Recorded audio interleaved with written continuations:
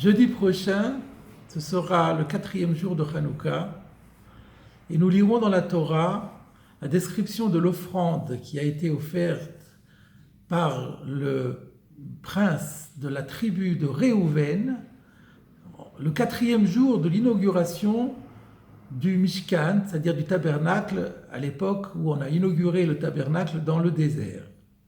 Et de manière tout à fait inattendue, le Midrash Rabbah trouve un lien entre les composants de cette offrande et le comportement de Réhouven, le fondateur de la tribu, le fils aîné de Yaakov, dans la paracha de Vayeshev que nous lirons ce Shabbat.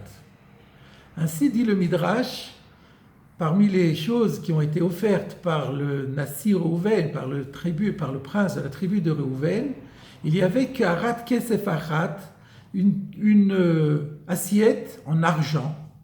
Et le Midrash nous dit, ne lis pas Keharat qui veut dire assiette, fais un anagramme, permute les lettres, ne lis pas Keharat mais Akeret, c'est les mêmes lettres dans un ordre différent.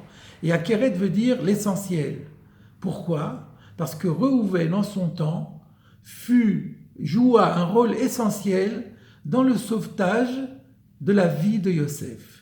Et là, le Midrash fait allusion à ce que nous avons vu dans notre paracha de Vayeshev, que lorsque Yosef a retrouvé ses frères, ceux-ci ont voulu le tuer pour se venger de ses rêves et de toutes les choses qui lui avaient fait, tous les préjudices qu'il leur avait fait subir. Et voilà que le verset nous dit que Vayishma Réhouven Vayatzileu meyadam, Réhouven a entendu tout cela et il a entrepris de sauver Yosef en disant à ses frères, vous n'allez pas le tuer, jetez-le simplement dans un puits, et lui avait l'intention de le refaire sortir du puits pour le ramener à son père. Et donc, il joua un rôle c'est lui qui prit l'initiative du sauvetage de Yosef, et c'est cela que le prince de la tribu de Réhouven, lorsqu'il offrit cette offrande, voulut rappeler. D'autre part, il y a aussi Ketoret, il y avait Kaf Achat, Asara Zahav, Melea Ketoret. Il y avait une cuillère en or qui était pleine d'encens. Que signifie cet encens ? Eh bien, il rappelle, dit le Midrash, la prière et le repentir dont Réhouven a fait preuve et qui s'est traduit par une prière. Et la prière est comparée par l'encens. À quoi en fait-on allusion cette fois-ci ? Eh bien, dans la paracha de Vayishlach, il avait été dit que Réhouven avait perturbé la couche de son père en se couchant dans le lit de la servante de la concubine de son père, Bilha, et qu'il avait été sévèrement blâmé par Yaakov pour cela.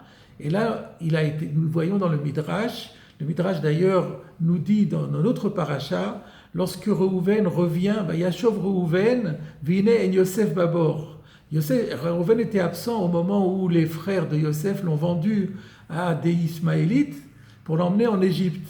Et lorsqu'il retourne vers le puits, il voit que Yosef n'est plus là et il déchire ses vêtements. Et le Midrash nous dit où était-il ? Et le Midrash fait un jeu de mots avec ce Vayashov qui veut dire il est retourné, mais qui veut aussi l'expression de Teshuvah.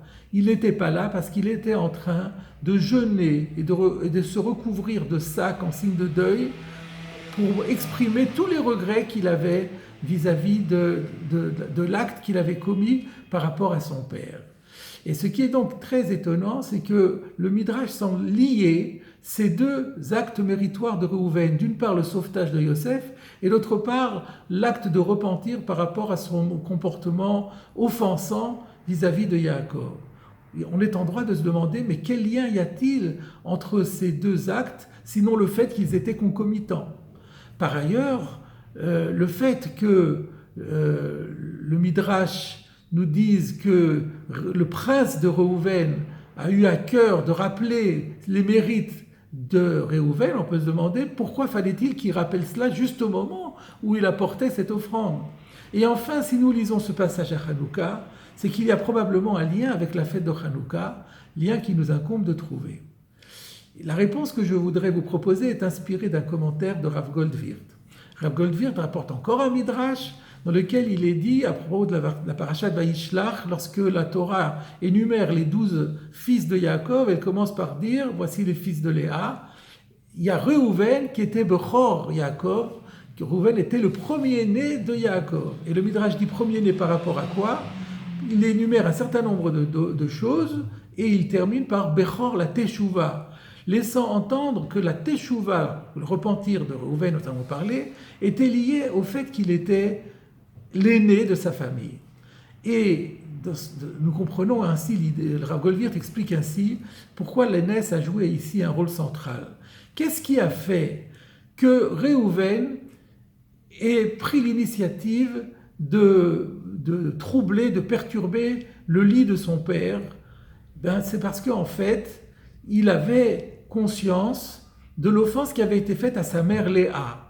Yaakov avait, du vivant de Rachel, élu domicile dans la tente de Rachel. Quand Rachel est morte, il aurait été normal qu'il aille cette fois-ci rejoindre sa femme, sa seconde femme Léa. Au lieu de cela, voilà qu'il va coucher avec une concubine, la servante de Rachel.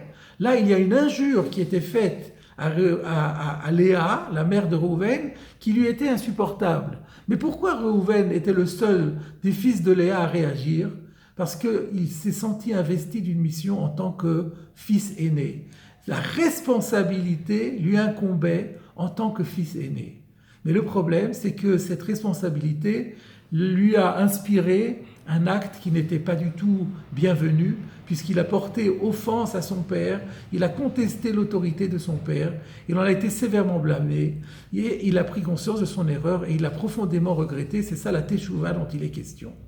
Or, le Midrash rapporté par Rashi nous dit que la raison pour laquelle Reuven a pris l'initiative de sauver Yosef, c'est qu'il s'est dit, là encore, si Yosef, du mal est fait à Yosef, toute la responsabilité m'en incombera, tout le monde dira que c'est moi le responsable.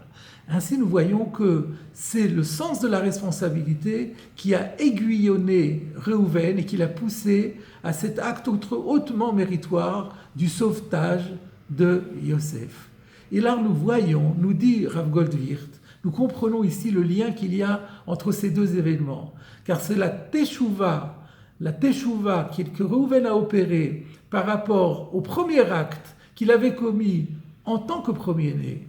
C'est cette même prise de conscience de responsabilité de l'aînesse qui a été reconvertie, recouvrée, mais reconvertie dans le bon sens cette fois-ci, pour accomplir un acte hyper méritoire.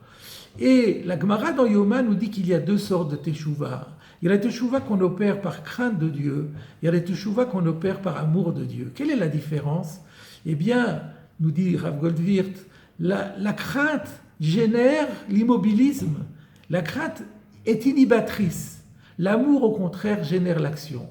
Et ainsi, c'est ce qui s'est passé. Dans un premier temps, Reuven, prenant conscience de son erreur, a été saisi de contrition inhibitrice, qui s'est traduite par le jeûne, par la prière, par la manière de s'habiller, mais qui n'a débouché sur aucun acte.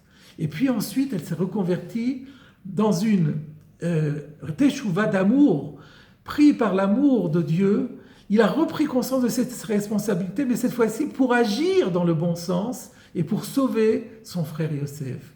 C'est une extraordinaire leçon de teshuva par amour qui nous est donnée par Reuven.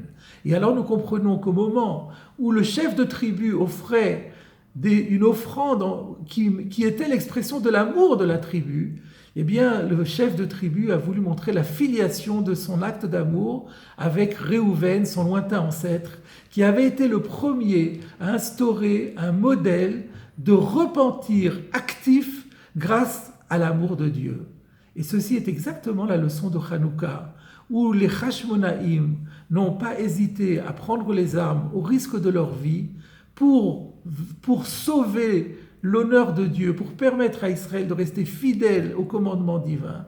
Et cela, c'est effectivement une action qui a été engendrée par le sentiment profond de l'amour de Dieu. Voilà, mes chers amis, la leçon de Hanouka. À Hanouka, nous devons ressentir de toutes nos forces l'amour que nous éprouvons pour Dieu. Et cet amour doit nous entraîner à l'action, action de fidélité à Dieu, par l'accomplissement des mitzvot, par l'étude de la Torah, par le rapprochement de tous nos frères à la fidélité à Hachem.